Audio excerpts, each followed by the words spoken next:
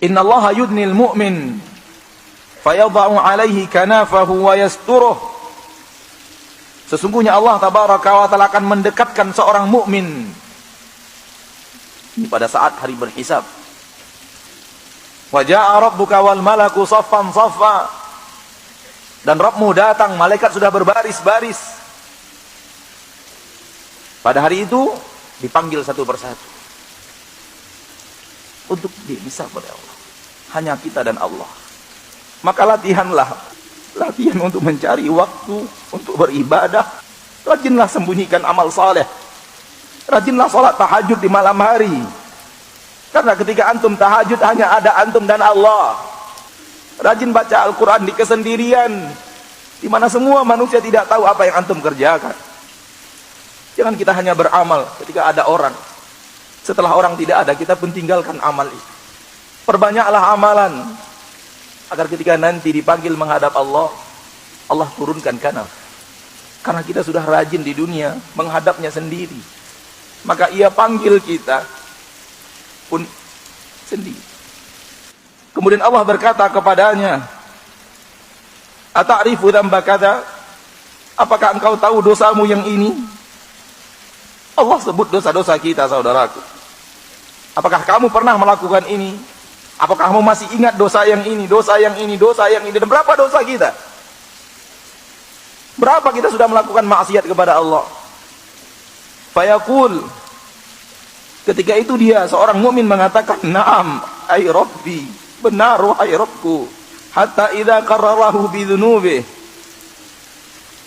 Sehingga dia ketika dia telah menyampaikan dan mengakui dosa-dosanya, wa ra'a fi nafsihi annahu halak, dan dia sudah yakin dan merasa di dalam dirinya dia akan hancur dan binasa.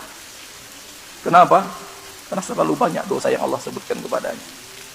Allah berkata, "Satartuha 'alaika fid dunya." Aku telah menutup dosa-dosamu itu dari pandangan manusia di dunia, sehingga orang lain tidak tahu atas dosa yang kamu lakukan. Satartuha 'alaika fid dunya. Aku tutup dosamu itu di dunia. Wa ana aghfiruha lakal yaum. Pada hari ini aku ampuni dosa-dosamu itu. Ya akhi, antum berbuat maksiat, kita berbuat maksiat, dan orang tidak tahu bukan karena kita pandai menyimpannya, namun murni karena Allah menutupnya. Kalau Allah membukanya dengan sekejap mata, Allah bisa lakukan apapun untuk membuka aib kita. Namun Allah pengasih dan penyayang, yang menyayangi kita dengan menutup aib-aib kita. Maka jangan pernah merasa menjadi manusia suci. Jujurlah kepada diri antum dan jujurlah kepada Allah apa yang telah antum lakukan. Karena hanya di akhirat kelak, orang yang selalu menghadap Allah di kesendirian dan minta ampun, minta maaf kepada Rabbnya, mereka lah yang akan mendapatkan apa yang dikatakan Rasulullah SAW dalam hadis yang sahih dari Imam Bukhari dan Muslim ini. Allah panggil menghadap, Allah turunkan penutup, hanya dia dan Rabbnya. Nabi melanjutkan, "Wa ammal kafir." Adapun orang kafir, wal munafiqun, dan orang-orang munafik, fayaqulul ashhad, berkata saksi-saksi, mereka tidak diturunkan penutup, dikata saksi-saksi, haula'il ladzina kadzabu ala rabbihim, mereka orang-orang yang telah mendustakan Rabb mereka. Ala la'natullahi 'alal zalimin.